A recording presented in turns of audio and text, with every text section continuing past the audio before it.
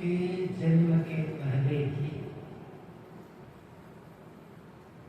उसके जीवन की सारी प्रकथा लिख ली जाती है।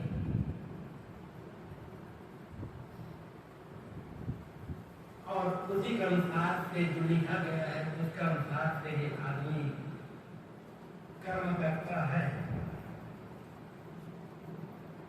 तब फिर से कर्म फल भोग्य होता है, वो निर्धारित है पहले।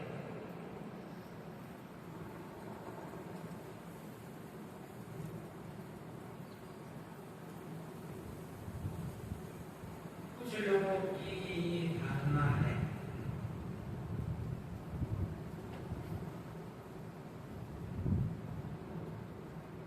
कि मनुष्य स्वतंत्र नहीं, नियति के अधीन। लिखा गया कि सब कुछ पूर्व से निर्धारित है। आदमी क्या करेगा, क्या सोचेगा, कैसे करेगा, तो निर्धारित है। इसे कुछ लोग नियति कहते हैं। एक ट्रैक है, जैसे गाड़ी ट्रैक पर चलती है। गाड़ी किस ट्रैक पर जाएगी पहले से निर्धारित हो जाता है। ऐसे मनुष्य के जीवन में क्या क्या घटनाएं घटेगी पूर्व से निर्धारित है। इसमें कुछ अदल बदल हो नहीं सकता है। तब तो आदमी पूरी तरह से स्वतंत्र है।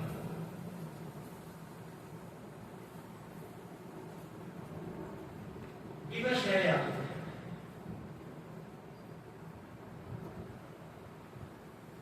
तब ज्ञान वैराग संयम साधना का ज्ञान वैराग भी पहले से निर्धारित है। लेकिन यह हकीकत नहीं है। ये तो कहा जा सकता है कि वर्तमान जीवन में हमें क्या क्या सुख की प्राप्ति होगी, ये निर्धारित है। मतलब प्रारब्ध का अर्थ होता है जो प्रारंभ हो चुका है। कर्म तीन प्रकार के माने हैं। वैसे तो पाप पुण्य ये तो कर्म है, इनसे अलग कर्म तीन प्रकार के: संचित, क्रियमान और प्रारब्ध।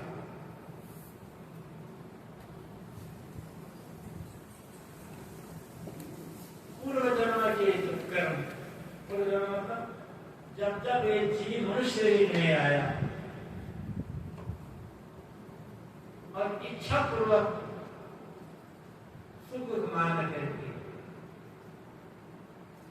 इच्छा पूर्वक सोच समझ जो कुछ किया, अच्छे बुरे कर्म, उनके जो संस्कार अभी कर्म फल भोग देने में शेष रह गए हैं, वो संचित है।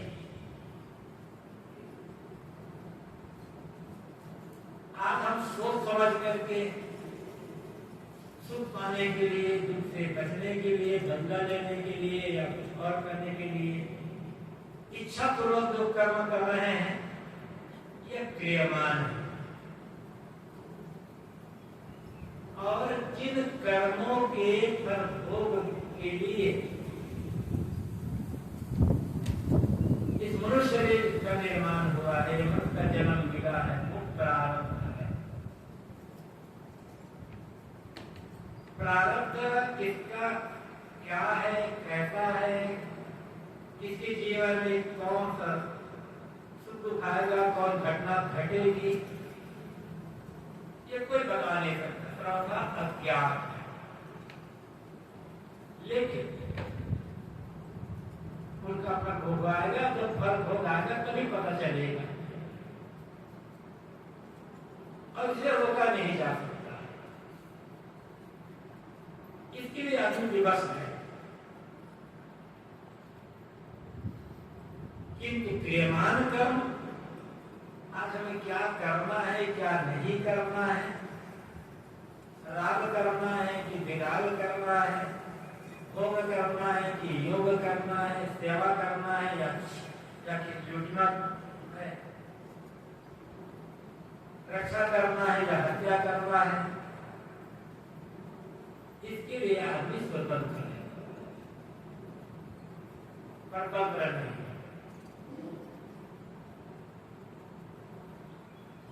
जिधर जाना चाहे वो आदमी जा सकता है।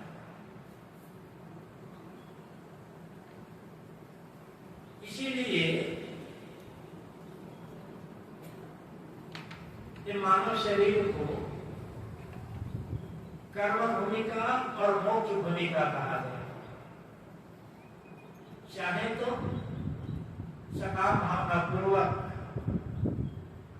पाप पुण्य कर्म करके नए कर्मों का निर्माण कर ले, और चाहे समस्त अशुभ कर्म जो पाप कर्म है उनको मनसा वाचा करवाना छोड़कर जो करना है शुभ ही करना है, पुण्य ही कर्म करना है, किंतु वह भी निष्काम भाव से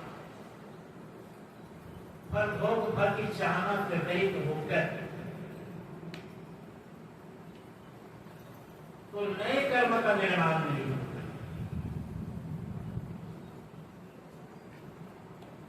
और जब नए कर्म का निर्माण नहीं होगा तो जो संचित कर्म है पहले के जो भोग देने के लिए शेष रह गए हैं उन्हें आगे बढ़ने के लिए कोई रास्ता नहीं मिलेगा। क्या करा के आते हुए ध्वस्त हो जाएंगे। जिस काम का जैसे कर्म करना हो गए, एक क्रियमान कर्म अब हो जाएगा, प्रारब्ध खत्म तो जी को मोक्ष हो जाएगा।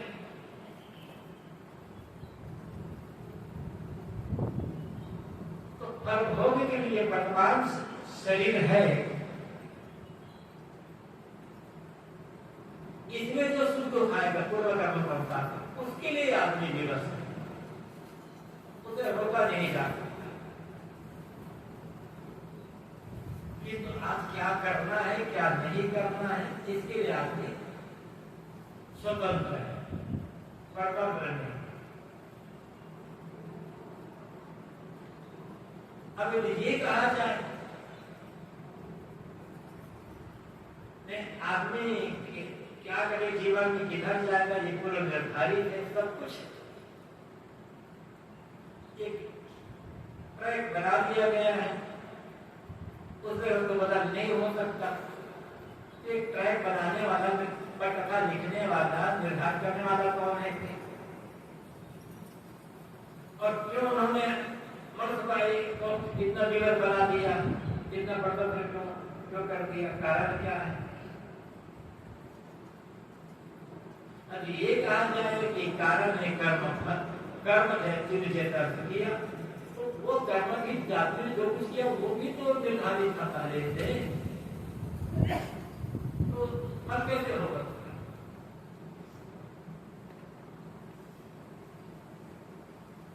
तो आदमी को क्या करना है क्या नहीं करना है ये निर्धारित नहीं। समझ संगत अच्छी मिली, अच्छी बुद्धि मिली, अच्छी प्रेरणा मिली, सन्मार्ग में लग गया आदमी, पाप कर्मों का क्या कर दिया, संगत गलत मिल गई, निश्चय गलत हो गया, बुद्धि गलत हो गई, प्रेरणा गलत मिली, बुरे कर्मों की ओर चला गया। वर्तमान संगति का असर होता है, प्रभाव होता है। इसलिए चाहे साधु हो चाहे गृहस्थ हो, उसे बराबर अच्छी संगति करते रहने की आवश्यकता है। यदि अच्छी संगति नहीं मिले तो खोज कर अच्छी संगति करना चाहिए। रोकने का तो समय समय अच्छी संगति करने का, ताकि प्रेरणा मिलती रहे, बल मिलता रहे।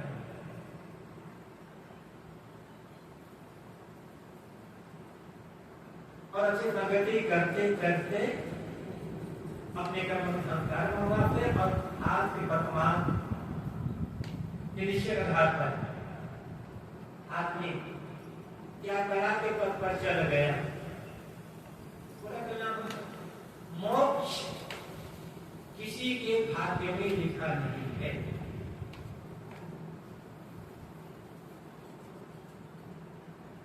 मोक्ष के लिए वर्तमान की निश्चयता, वर्तमान की संगति, वर्तमान की निश्चयता और निश्चयता के अनुसार कर्म साधना। कोई मोक्ष नहीं देगा, नियति में होगा तो मोक्ष मिल जाएगा। जब नियति हो जाएगी तब हम क्या लगातार काम करेंगे, ऐसा नहीं। कोई आपको प्रेरणा नहीं, मतलब आकाश बताने बैठा नहीं, आपकी जैसी सोचे बुझ उधर ढंग से आप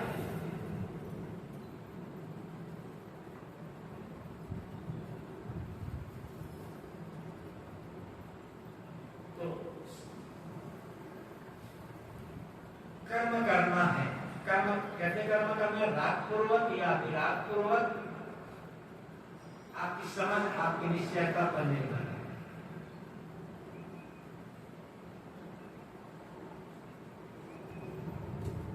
जब इस परिचय में श्री गुरुदास साहब जी ने कहा है, एक कर्म है गोवना, उपजे बीज बहु। एक कर्म है भूनना, उगे न अंकुर सूर। बीज को जमीन में बोना एक कर्म है। और कर्म परिणाम क्या होता है? सैकड़ों हजारों गुना फल की प्राप्ति। और उसी बीज को आग में भूनना भी एक कर्म है। परिणाम क्या होगा? बीज अंकुरित ही नहीं। राग पूर्वक कर्म, थोड़ा भी कर्म कर राग पूर्वक, वो जीव को भवसागर में भटकाने के लिए पर्याप्त है। और विराग पूर्वक निष्काम भाव से आप बहुत कर्म कर रहे हैं, जरा भी बंधन नहीं बनने वाला है। इसलिए ये निर्धारित नहीं। और एक बात कर्म की,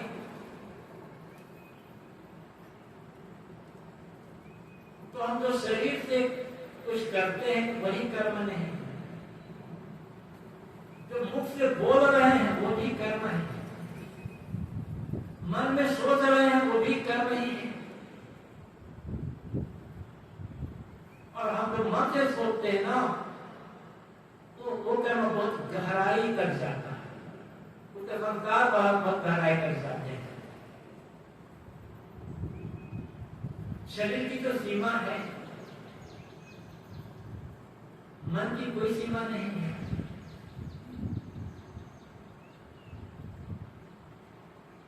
यही बैठे बैठे मन ही मन हजारों आदमी की सेवा कर सकते हैं। शरीर की कितने लोगों की सेवा करोगे? 2, 4, 10, 20, 50, 100 की सेवा करोगे। किंतु सेवा की भावना हजारों का, लाखों, करोड़ों में रख सकते हैं। हजारों गरीबों को सेवा कर, हजार बुजुर्गों सेवा कर सकते हैं। यही बैठे बैठे मन ही मन हजारों बाबा आदमी हत्या कर सकते हैं। प्रत्यक्ष हत्या नहीं हो रही है, लेकिन मन से हत्या कर रहे हो, सोच रहे हो, संस्कार धारा अपने से नहीं सकते। इसलिए शरीर की जो क्रियाकलाप है, इन पर जितनी सावधानी की आवश्यकता, उससे कई गुना सावधानी की आवश्यकता मन के चिंतन की। एक बार शरीर का कर्म भले बिगड़ता है, किंतु मन का चिंतन न बिगड़े। और मन का चिंतन यदि नहीं बिगड़ा, मन का चिंतन सुधर गया, तो शरीर का जो कर्म है वो बिगड़ने का चांस नहीं है।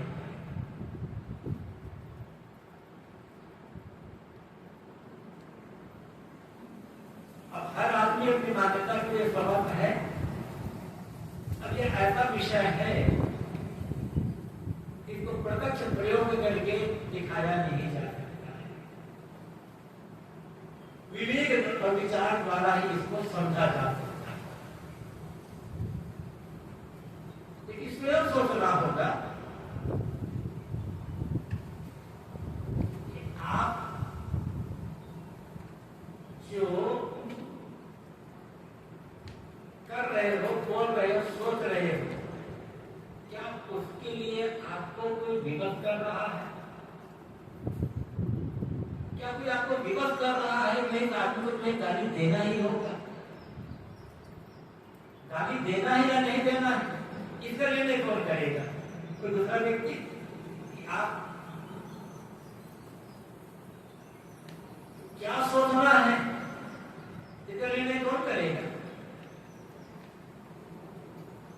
आपको करना, दूसरा निर्णय नहीं कर सकते। कोई आकाश बताने बैठा नहीं, कोई तार नहीं है कि आपको वहां से लेता है, नहीं ये सोचो वो सोचो, कोई प्रणाम फील्ड नहीं है। नहीं, ऐसा ही होगा। और यही रास्ता आदमी को स्वावलंबी बनाएगा। यदि मान में सब कुछ तो निर्धारित है, हमारे करने, हमारे कुछ हो गया नहीं, वो नियत ही का खेल है, सब कुछ लिखा जा चुका है, तब परावलंबी बन गए। आप कठपुतली नहीं है, आप कोई ऐसा कंप्यूटर नहीं है जिसका सॉफ्टवेयर पहले से लोड कर दिया गया और वही रिजल्ट सामने आए।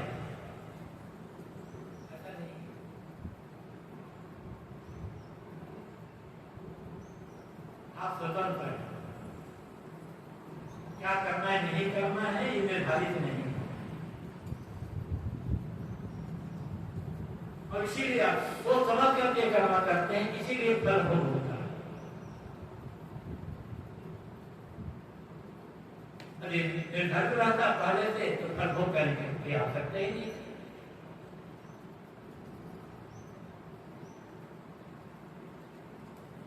क्या कोई ऐसी शक्ति है जो पूरे ब्रह्मांड सृष्टि को चला रहा है? और ईश्वर, भगवान, परमेश्वर, परमात्मा, खुदा, God कौन है? इनके क्या भेद है?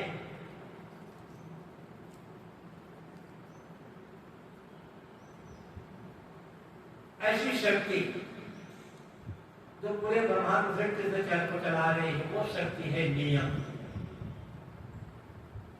लेकिन वो शक्ति बेजान है। नियम कोई चेतन शक्ति नहीं।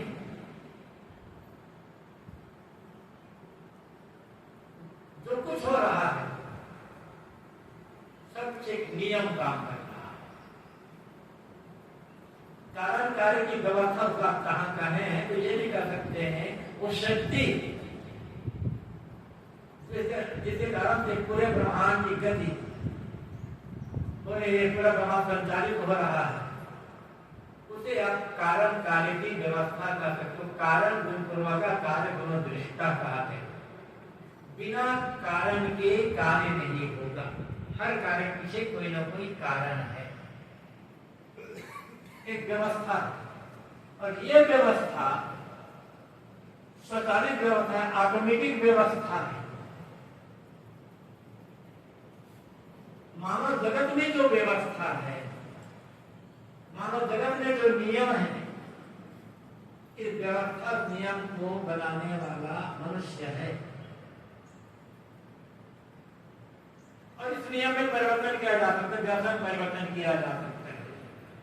लेकिन जो प्राकृतिक व्यवस्था है, प्राकृतिक नियम है, वह स्वयंभूत व्यवस्था, ऑटोमेटिक, हम उसको नहीं बदल सकते। इसी व्यवस्था को, इसी नियम को ऋग्वेद में रीत कहा गया है। अपने रावण नेताओं कहा है, संतों ने कहा कार्य की व्यवस्था कहा है, तत्वों के गुणधर्म कहा। लेकिन ये सब अब स्वचालित है, ये चलाने वाला कोई है नहीं। क्या पानी ऊपर से नीचे की ओर जाता है तो क्या ढकेलता है कोई पानी तो ऊपर से नीचे की ओर जाना होगा। आग जलाओ तो आग की लपट सदैव ऊपर की ओर जाएगी। तो क्या चेतन है जो आग की लपट को नीचे होने जाकर तो हमें ऊपर की ओर नहीं कर रहा है।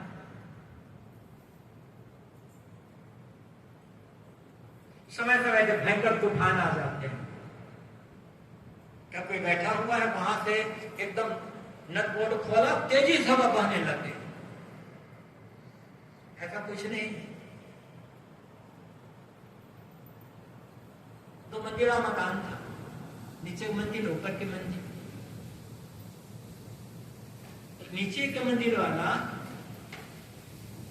सिगड़ी जलाता था, कोयला धुआं खूब ऊपर जाता था, ऊपर वाला परेशान हो जाता था। कई बार आकर कहा, भैया धुआं सिगड़ी ही जलाते हो, बाहर जला दिया करो, सड़क पर जा करके धुआं ना आए। ये तो आग का नियम, धुआं भी तो धुआं का नियम है, ऊपर की ओर जाना, इसमें मैं क्या कर सकता हूं।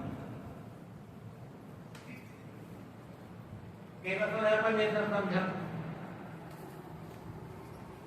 तो उन्होंने क्या, ऊपर वाले ने अपने मकान के जो ड्राइंग रूम था उसको छेद कर दिया, बाथरूम में छेद कर दिया और पानी में डाला करें। पानी का, पानी का नियम है नीचे गिरना, मैं इसमें क्या कर सकता हूं। तो पानी के नीचे की ओर बहना, आग के ऊपर उड़ जाना, हवा का तिरछे गमन करना, ये कुछ चलाने वाला नहीं है, नियम है। सूरज पृथ्वी सूरज चारों ओर घूम रही, कोई घुमाने वाला नहीं। नियम, प्राकृतिक नियम, तत्वों का नियम। और इसी नियम को न स्वीकार करके धार्मिक जगत में एक अति चेतन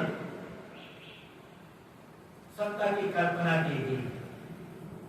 कुछ लोग ईश्वर कहते हैं, कुछ लोग खुदा कहते हैं, कुछ लोग गाड कहते हैं, कुछ लोग यहोवा कहते हैं, कुछ लोग परमेश्वर कहते हैं, कुछ और कहते हैं, नाम अलग है। अब जरा ये सोचो,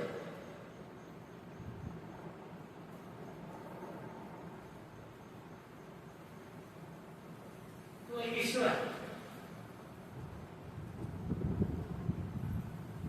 बिना सोचे समझे काम करता है या सोच समझ करके काम करता है?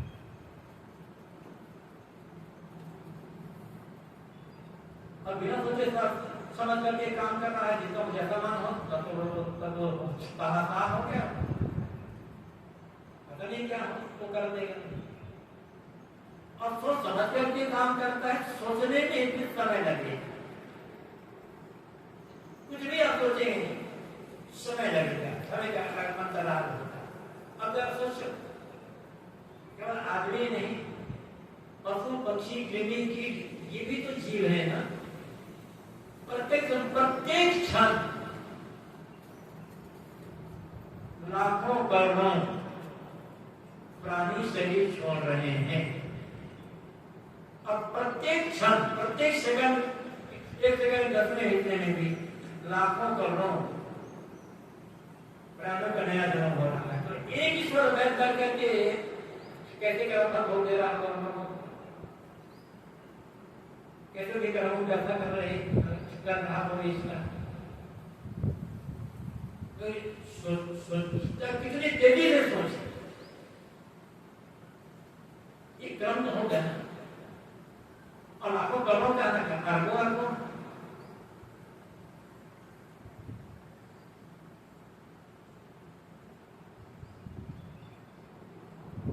अब वो चलाने वाला जो है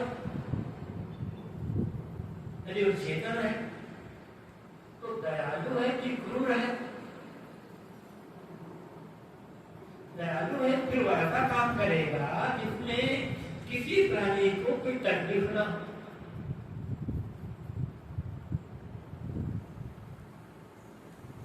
लेकिन हम तो ऐसा देखते हैं इतना पानी बरसता है कहीं कहीं भयंकर बाढ़ आ जाती है। कितने वो कृमि कीट रोग पशु पक्षी बह जाते हैं, सैकड़ों आदमी बह जाते हैं।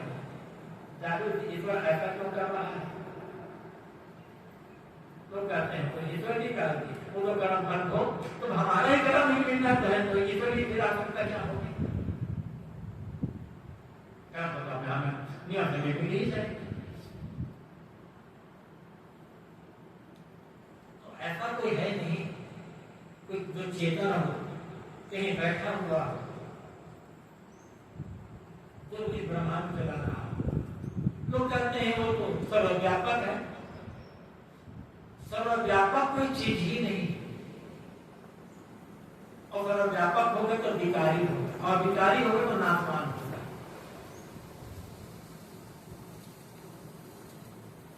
सर्वव्यापक कुछ है नहीं, कुछ भी सर्वव्यापक नहीं। यदि कोई सर्वव्यापक होता और एक ही तत्व है या कोई एक चीज सर्वव्यापक होगी तो दूसरे का अस्तित्व नहीं होगा। एक ही सर्वव्यापकता दूसरे का अस्तित्व में बाधक बनेगी। या ठोसम ठोस कोई चीज बनेगी, ठोसम ठोस कहां चलो फिरोगे? प्रकृति में सर्वत्र क्रिया है और गति। जितने भी भौतिक द्रव्य हैं सब में क्रिया और गति और एक ही चीज सर्वव्यापक है, ठोकम ठोका है तो क्रिया किसमें होगी, गति किसमें होगी? इस बात पर विचार करें। जब तक कोई जगह खाली नहीं होगी तब तक गति नहीं होगी और जब गति ही नहीं होगी तो निर्माण और विनाश भी नहीं होगा। कि निर्माण और विनाश हमेशा मिलने बिछुड़ने में होता है। जब तक तुम परमाणु में नाम कभी कभी दे दो गति है तभी एक परमाणु दूसरे परमाणु मिलते हैं और फिर मिलते चले गए, एक नए वस्तु का निर्माण हो गया, बिछुड़ गए, अलग अलग हो गए, विनाश हो गया। गति है ना, क्रिया भी चल रही है तो सर्वव्यापक कैसे होगा कोई चीज? यदि ईश्वर सर्वव्यापक है तो मिट्टी पानी आग हवा कहां पर है? इनके परमाणु कहां है? ईश्वर में घुस गया है, यदि घुस गया है तो फिर ईश्वर सर्वव्यापक कहां होगा? नाम तो भेद है। यहाँ का प्रश्न यह है क्या कोई ऐसी शक्ति है जो पूरे ब्रह्मांड का नियमन कर रही है? आप उसे कह सकते हैं नियम और व्यवस्था, लेकिन वो जड़ है, निर्जीव है, बेजान, उसमें सोचने समझने की कोई शक्ति नहीं है। वो स्वचालित व्यवस्था है।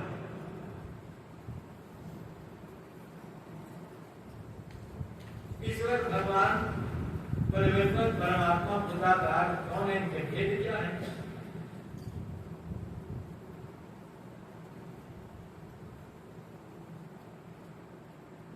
एक प्रकार से देखा जाए तो ईश्वर परमात्मा खुदा दाद में कोई भेद नहीं है। नाम का भेद है, सब पर्यायवाची शब्द है। किसी ने ईश्वर कहा, किसी ने खुदा कहा, किसी ने गाड कहा, किसी ने परमेश्वर का, किसी ने परम का।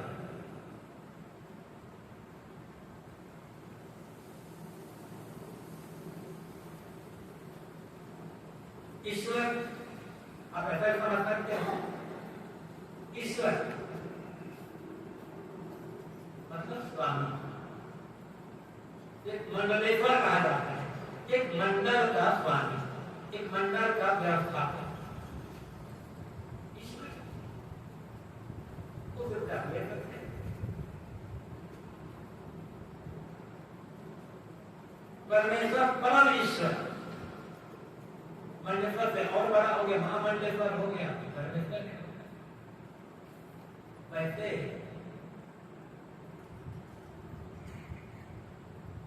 ये सब जीव की ही पर्यायवाची है। जीव आप अपना शरीर, अपना मन, अपने इंद्रियों के मालिक होने से आप अपना ईश्वर खुद हैं, अपने मन इंद्रियों के मालिक हैं। आप कितने मन इंद्रियों के ईश्वर हैं? क्या सोचना है, क्या करना है, निर्धारित आप करोगे। मन इंद्रियों सोबत नहीं, भले हम कहते मन मानते नहीं, मन चंचल नहीं है, लेकिन आप चाहो तो मन चंचल होगा, चाहो तो मन चंचल नहीं होगा, क्योंकि मन आपका गुलाम है, आप मालिक, अपने मन के ईश्वर।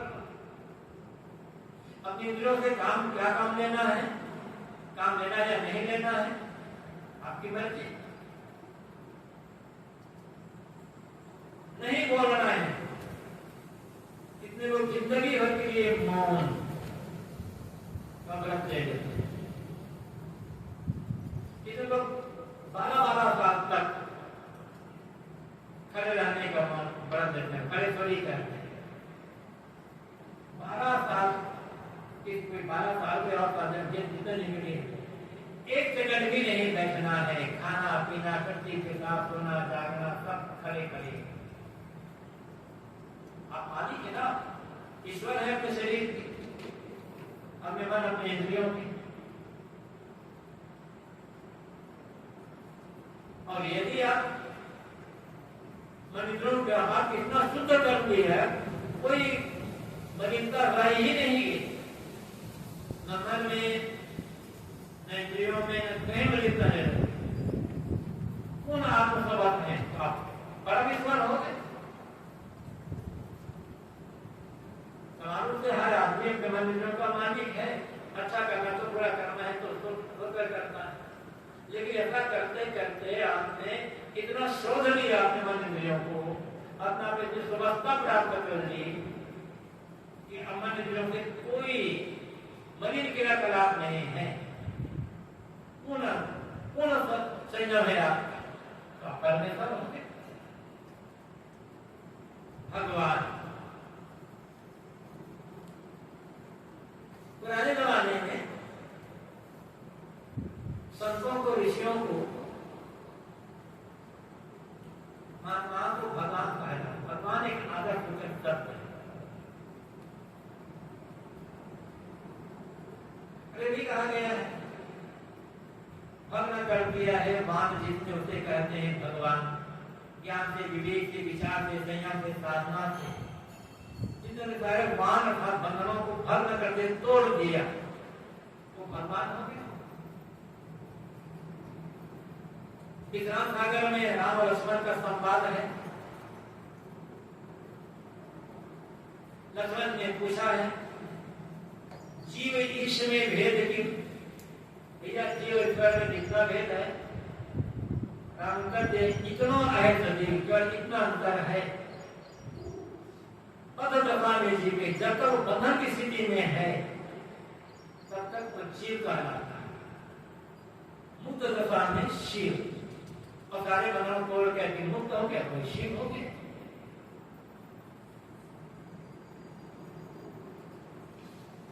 भागवत पुराण में एक मंत्र है, दरिद्रो यत संतुष्ट कृपणो यो जितेन्द्रिय गुणेश सप्तधीविष्य गुण सर्व विपर्यय। क्या है? गुणेश सप्तधीविष्य, गुणेश असक्ता धीर ईश्वर। तो गुणों आसक्त नहीं होता, प्रकृति के किसी भी व्यवहार में, किसी क्रियाकलाप में, कीमती से कीमती वस्तुओं में नहीं, सत्र संग जो है जिनमें भी कहीं आसक्त नहीं, सत्र से अनासक्त है, वो ईश्वर। मालिक स्वामी बन गए। आप ऐसा कर सकते हैं, कोई भी ऐसा कर सकता है, हर चीज में बल है। नहीं किए हैं, गुण संग में पड़ेगा, गुणों में आ सकता है, प्रकृति के क्रियाकलाप में बंधे हुए हैं, इन मंत्रों की गुलामी है। ये करेगा गुलाम है ईश्वर मालिक, ये करेगा इसका उल्टा गुलाम। हम और आप कोई भी मनुष्य कहीं आ सकता है तो गुलाम है। और शरीर, संसार, मन, इंद्रिय, प्रकृति का जहां तक जान है, ये जो ज्ञान है, वैराग है, त्याग है, मन की निर्मलता है, इसमें भी आसक्ति नहीं, इसका भी अहंकार नहीं है, पूर्ण निर्भरता। तो आप ईश्वर हैं। भगवान ने कहा गया, ऐसे भी कहा गया है, ज्ञान ऐश्वर्य भगवान एक छह बताए गए, छह भगवान मतलब ये संसारिक ऐश्वर्य है। तो कबीर ने कहा, कर विचार विकार पर यह करण कारण तो जिन्होंने विचार करके विकारों का परित्याग कर दिया, साधते साधते अपने आप को पूर्ण निर्विकार बना लिया, उत्तरण वो भवसागर से पार हो गए और वही कारण बन जाते दूसरों के लिए प्रेरणा देगा। कहीं कहीं भगवान वही ऐसा जो निर्विकार जीवन पुरुष है वो भगवान है। इसको होगा और भगवान मिलने वाला नहीं होगा। गुरु नानक का दोहा है, सुख दुख जीव पर से नहीं, लोभ मोह अभिमान का नानक सुन रहे माना सो मूलक भगवान। इसे दुनियावी सुख दुख स्पर्श नहीं करते, मतलब सुख आने पर इसके मन में अहंकार नहीं होता, विचलन नहीं होता, दुख आने पर जोर होता नहीं, शिकायत नहीं करता है, परेशान नहीं होता, सुख दुख तो बाहरी लौटा देता है। जिसके मन में लोभ नहीं है, मोह नहीं है, अभिमान नहीं है, ऐसा जो पुरुष है तो प्रत्यक्ष भगवान है। उनकी सेवा करके आप भी वैसा भगवान बन सकते हैं।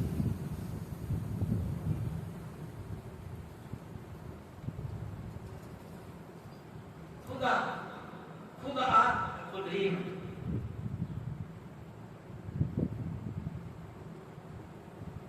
अगर हम ना होते तो खुदा होते, दिगारा मुझको होने हैं, दिगारा मुझको होने में जो कर्म हम होते तो हम खुदा होते। मुझे होने में दिगारा, स्त्री हूं मैं, पुरुष हूं मैं, साधु हूं मैं, गृहस्थ हूं मैं, विद्वान हूं मैं, धनवान हूं मैं, गरीब, ये जो अहम भाव आ रहा है मुझे बिगाड़ दिया। ये होना होता अंदर में तो हम खुदा हो। सुना कहा था सरापा आरजू होने ने बंदा कर दिया मुझको, मगर हम खुदा से गर्दिले में बददवा होते, फिर से करके उनके बिछाने हमें गुलाम बना दिया। तभी ये मुद्दवा होते, इच्छा कामना तृष्णा से रहित होते, हम खुदा होते, खुदा थे, खुदा होते, खुदा है। कब तक? जब तक कोई इच्छा ना। सुखी फकीर कहते जा रहा था, मैं खुदा हूं, मैं खुदा हूं, मैं खुदा हूं। एक मुसलमान का आपने सुना, ये कौन पागल आ गए? अरे खुदा तो एक है, दुनिया भर का मालिक। ये कौन है जो कह रहा है खुदा खुदा? सिपाही भेजो तो देखो तो कौन पागल है। सिपाही पकड़ लिया, कौन हो तुम? खुदा हूं मैं खुदा हूं। बादशाह नाराज हो गया, किसी जेल में डाल दो, से जेल में बंद रखो, सुबह दरबार में हाजिर करना, पकड़ करके गली में लगाकर जेल में डाल दिए। सिपाही ने पूछा तुम कौन हो? मैं बनता हूं। अब अकल ठिकाने आती जेल में बंद जाकर मैं बनता हूं। सिपाही ने कहा हुजूर वो तो कहता मैं बनता हूं, अकल ठिकाने आके अच्छा ले आप कॉल करके बात कर, तो कौन हो? मैं खुदा हूं। फिर ये में डाल दिया, अगर कौन हो? मैं बनता हूं। कहा कि मैं जेल में बंद हूं, इसलिए बंद हूं, बाहर में निकल गया तो खुदा को इसमें बंद करेगा। तो भाई आप जेल में बंद है, अपने मन वासनाओं के जेल में बंद है, आसक्ति में डूबे हुए हैं, वासना के गुलाम ही तो बंदा है, और वासना के गुलाम नहीं है, मनुष्यों की गुलामी, सारी गुलामी भी के साथ खुदा है। कहां तक खुदा खुदा है? इसलिए इनकी कल्पना करने वाले आप हैं। सुनो जरा, दुनिया में मनुष्य ना होता, एक भी ईश्वर खुदा ब्रह्म गॉड परमात्मा ना होता, एक भी देवी देवता ना। आपको आवश्यकता है इनकी। क्यों आवश्यकता है? ये खुदा गॉड ईश्वर ब्रह्म परमात्मा तमाम देवी देवता आदमी के दिमाग की उपज है, आदमी की आवश्यकता है। क्यों आवश्यकता है? दो कारण हैं। एक तो आदमी की सारी इच्छाएं पूरी नहीं होती है,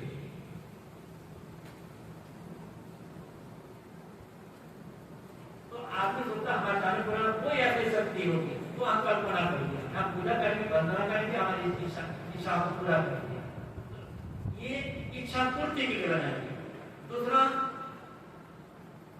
चाह करके भी आदमी को बच नहीं सकता, काम का कसूर पाने के लिए मिलता है तो सोचता कोई ऐसी शक्ति होगी, कल्पना कर भला कर दिया, सोचता प्रार्थना करेंगे तो हम उससे बचा देंगे।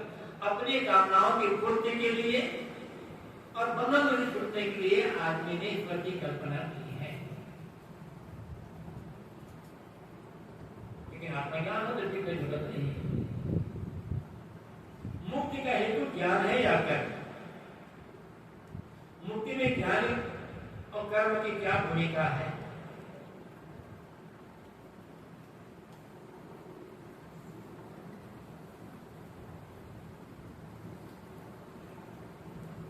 मुक्ति की बात छोड़िए, मुक्ति तो जब होगी तब। आपको रोटी बनाना है, क्या चाहिए? करना चाहिए। रोटी बनाने का ज्ञान है कि रोटी गेहूं से बनेगी, और जब गेहूं को पिसवा दिया जाएगा तो आटा बना होगा। आटा जब बनाने तो आटा में पानी मिलाना हो, कितना पानी मिला के आटा बन जाए, ये सारा ज्ञान है। लेकिन अब गेहूं को निकाल करके भिगवाने नहीं जाते, भिगवा करके ले आके तो आटा पानी मिला करके आटा भिगाते भी नहीं, भिगा और भिगा लिए तो न तो चूल्हा इकट्ठा करते हो, न तो तवा, न लकड़ी, न आग, बनेगी नहीं बनेगी रोटी। रोटी बनाने का ज्ञान है, अब इतना आपको ज्ञान है कि रोटी गेहूं से बनेगी, लेकिन गर्म नहीं करते हो, बनेगी नहीं बनेगी। आप कर्म तो कर रहे, रोटी बनाने का कर्म कर रहे, लेकिन इतना ज्ञान नहीं है कि आटा में कितना पानी मिलाना है। पानी ज्यादा हो जाएगा तो हो जाएगा, तो या तो फिर आटा एकदम कितना गीला हो जाएगा कि बेलते ही नहीं बनेगा, आटा इतना टाइट हो जाएगा कि रोटी को फट जाएगी। इन दोनों साथ साथ रोटी बनाने के लिए ज्ञान भी चाहिए, कर्म चाहिए, और साथ साथ भक्ति भी चाहिए। प्रेम ही नहीं है, जब रोटी कच्ची रह जाएगी या रोटी जल जाएगी। एक रोटी बनाने के लिए ज्ञान, भक्ति और कर्म तीनों की आवश्यकता है। तो मोक्ष के लिए केवल ज्ञान से कैसे होगा? मैं शुद्ध चेतन हूं, ये ज्ञान है, लेकिन मन में जो पूर्व के संस्कार कर गए उनके लिए आप उनको काटने के लिए ज्ञान का सेवा कर ही नहीं रहे, तो शुद्ध चेतन इतने करके काम हो जाएगा।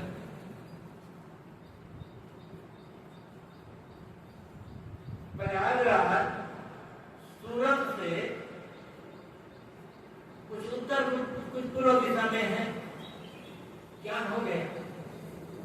जगह नहीं पहुंचेंगे। हम जाना नहीं चाहते, मेहनत नहीं करना है, ऐसा जानते हैं प्रयागराज कहाँ पे पहुंच जाएंगे ना, बिना जब के पहुंचेंगे नहीं। लेकिन हम चल रहे हैं हम, यही पता नहीं है कि प्रयागराज किधर है। चलते हैं वर्षों की तरह चलते जाने नहीं पहुंचोगे। भक्ति में प्रेम नहीं है, तब जाके अरे छोड़ो कब कहाँ जाना है, तो कर्म ही नहीं कर पाओगे। तो मोक्ष के लिए ज्ञान की भी आवश्यकता है, कर्म की भी आवश्यकता है और भक्ति की भी आवश्यकता। ज्ञान कौन सा चाहिए? मैं कौन हूं, अज्ञान। फिर मैं दुखी क्यों हूं, मेरे बंधन का कारण क्या है,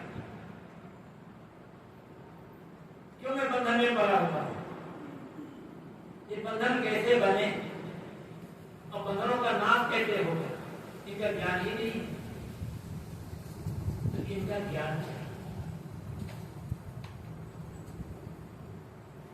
लेकिन ज्ञान तो आपको तो चल गया कि बंधन कैसे बन गए, तो बंधनों को काटने के लिए क्या वैराग चाहिए, साधना चाहिए, फिर तो कर्म हो गए। और साधना वैराग का काम कर रहे हो, कोई कठिनाई आई छोड़ बैठे, कोई भक्ति नहीं है, कल्याण के लिए वो प्रेम नहीं है, वो श्रद्धा भावना नहीं है, छोड़ बैठेंगे आप। तो मोक्ष के लिए सर्वप्रथम तो स्वयं का ज्ञान चाहिए, मैं कौन हूं इसका ज्ञान चाहिए।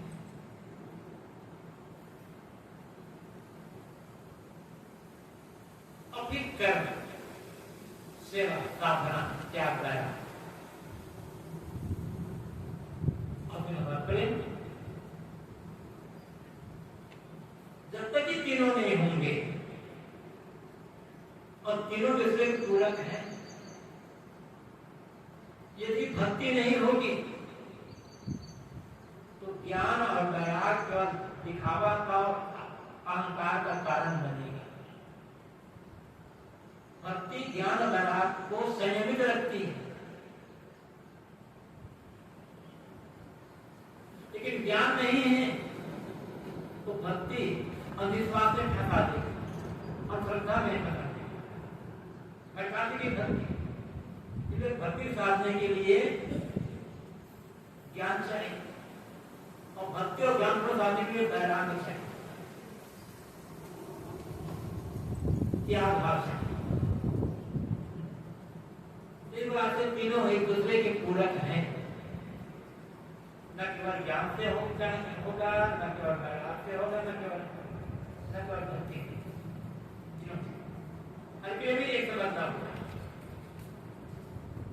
स्वामी नारायण ने भी कहा है, मोक्ष किसी कर्म का फल नहीं है। हम कर्म करेंगे तो हमें मोक्ष मिलेगा, तो भटक जाओ। मोक्ष कर्म का फल नहीं, मोक्ष निष्कामता का फल। और निष्काम होने का निकम्मा बनना ही नहीं। फिर वही बात है जो कल कहा गया था, कर्म करे और नहीं करे। ये कर्म करेंगे तब मोक्ष मिलेगा, ऐसा नहीं। कर्म मात्र चित्त शुद्धि का कारण है। सेवा करेंगे, भक्ति करेंगे, परोपकार का काम करेंगे, शुभ कर्म करेंगे, इससे हमारा चित्त शुद्ध होगा। जितनी भी कर्म है या तो चित्त के शुद्धि के कारण बनते हैं या चित्त की शुद्धि के कारण बनते हैं। और शुद्ध चित्त ही नहीं है तो बना क्या करें? तो कर्म करना है किसके लिए? चित्त की शुद्धि, चित्त में जो मलिनता, चित्त में जो विकार आ गया, इसलिए विकार को काटने के लिए, मलिनता को काटने के लिए कर्म करना। और चित्त जब शुद्ध हो जाएगा तब उसमें ज्ञान टिकेगा। और उस चित्त में ज्ञान नहीं टिकने वाला, ज्ञान बन आएगा फिर बन जाएगा। शुद्ध चित्त में ही ज्ञान टिकेगा। मतलब सही ज्ञान हो जाएगा तब वैराग, बिना ज्ञान के वैराग नहीं होने वाला। किसे वैराग करें? ज्ञान ही नहीं है ना, क्या छोड़ना है, क्या पकड़ना है, क्या करना है, ये पता नहीं है, तो वैराग क्या करें? फिर तो जो मन में करते रहेंगे, जो मन में खाते रहेंगे, जो मन में बोलते रहेंगे, रह जाएंगे। इसलिए तीनों की प्रश्न यही है कि मुक्ति का हेतु ज्ञान है या कर्म? दोनों है।